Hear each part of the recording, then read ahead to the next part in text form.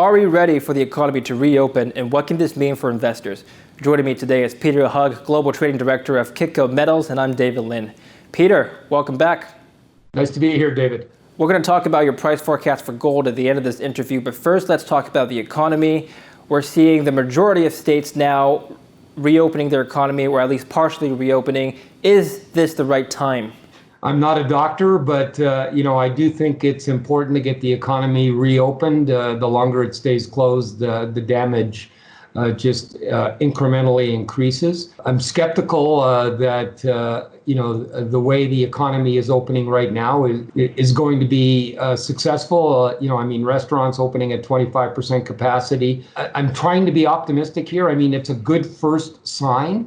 I think we'll know within the next week or 10 days whether this decision is a good decision or whether there's a second wave coming. And, I'm hoping beyond all hope that we've got this under control and we can start to slowly open the economy, which is absolutely crucial, not only from an American or North American perspective, but from a global perspective, to get people back out to work, get the supply chains reopened, and come back to some kind of normalcy, whatever that's going to look like on the other side of this equation. So I'm optimistic, but again, I think the jury's still out. We'll have to see, what the reported cases are over the next week or 10 days to see if this early opening of the U.S. economy has created a second wave. And that right now, the jury is still out. And again, I'm got my fingers and everything else on my body I can cross that we won't get a second wave, and we can then move into phase two, where we can become a little bit more aggressive in opening up the economy and start to get businesses generating revenue and people getting their jobs back. And I don't see how you get unemployment back down from 18% back down to 3%. I think maybe 10, maybe 12. So it's going to take a while for all of this stuff to renormalize and become the economy that we knew back in January, February, before this mess started. So the stock market, from a valuation perspective, appears rich to me. Something I've noticed, Peter, is that the first states to reopen or to announce partial reopening have mostly, not all, but mostly been Republican states, whereas the states that have stayed shut down the longest have been Democrats. So are you surprised to see sort of a bipartisan divide coming out of this issue? What can I say to that?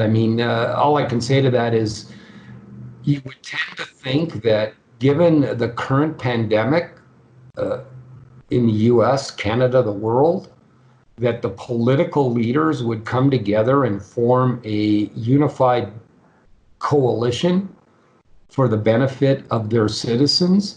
And when you see these partisan sort of issues, to me, it gives me a feeling of disgust that their political priorities seem to outweigh the priorities of the people that they are supposed to represent.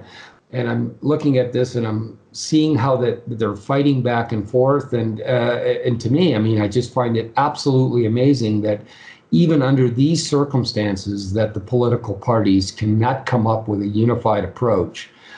Because everything in their minds is political and geared to this year's election. I would tend to think the Democrats are probably doing everything in their power to impede the resolution of this issue, to make Trump look as bad as possible so that he'll be defeated.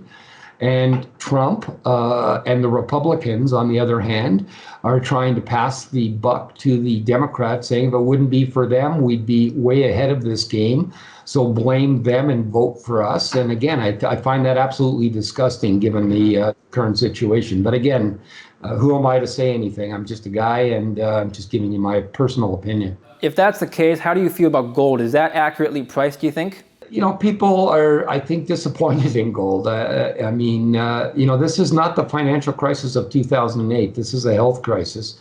And, gold did rally from 1,500, to the mid 1700s. Now it's sort of straddling the $1,700 mark. And everybody's anticipating that gold should be at $3,000 an ounce. And because of the Fed stimulus and the $2 to $3 trillion that have been added to the balance sheet, And, the primary sort of logic behind that is that's going to create massive inflation down the road. And, I'm just not convinced that massive inflation is imminent. Today, the CPI numbers were the worst numbers that were reported since, I think, 2016. There's just no demand yet, and it's going to take a while for that demand to regenerate. People are basically deferring their rent payments right now, and they're trying to hoard cash. They're not going to be chasing goods, except for necessities. So I don't see the equation of supply demand creating massive inflation in the short term. I see it as a consequence possibly in a year from now, or maybe a little longer than that. So in that context, I'm very, very bullish the precious metals over the medium to longer term. Short term, I wouldn't sell gold. I just think you need gold in your portfolio, given the current risks both to the equity market and to the economy. But you're not seeing that same type of investor engagement that you saw back in 2008, 2011, because for the most part, investors, sort of the medium investors, not the people with serious money, but the medium investors don't have disposable cash to throw into the gold market. So, that's created some issues. The other issue is that the physical supply of investment product has been extremely expensive because of the shutdowns with the refineries and the global mints. Premiums on investment bars and coins have been ridiculous. And again, for the past 4 weeks, I've been hammering on the table, don't be chasing these premiums. They're ridiculous premiums. I guess they're justified because the supply demand is in favor of demand. But, there are other options to buy and wait until the premiums come down. And they are starting to come down. Silver is a different story.